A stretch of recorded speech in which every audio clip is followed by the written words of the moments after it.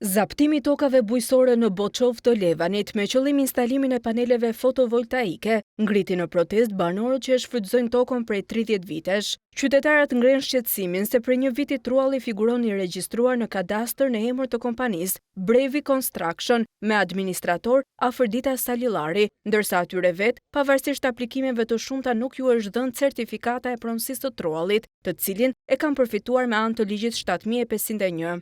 Jam e ardhur në vitin 1994 këtu. Dhe si pas ligjit 7501, komunën na pajisi me tokë.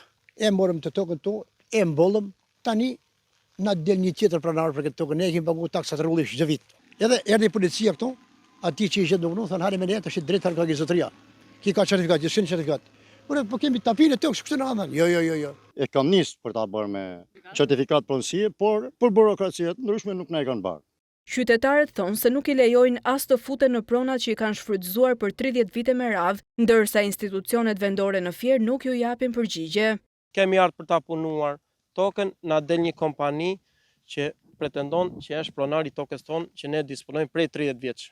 E kemi përfituar me ligjin 7501. Kemi me formular, me aktin e marrjes tokës pronësi. Ka marrë për ta punuar, më ka ardhur policia, më ka marrë, më ka çuar në polici. Më ka thënë, je futur në një pronë të tjetrit, kur unë e disponoj me letrat të gjitha.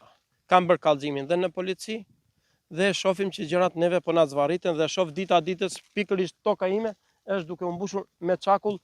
Qytetarët kanë drejtuar ankesë zyrtare edhe në njësinë administrative Levan, ku bëhet e ditur se ky institucion i ka kërkuar kompanisë Brevi Construction, ish Salillari Construction, të paraqesë dokumentacionin që disponon për shfrytëzimin e sipërfaqes për 10 hektarësh, por ende nuk kanë asnjë përgjigje zyrtare.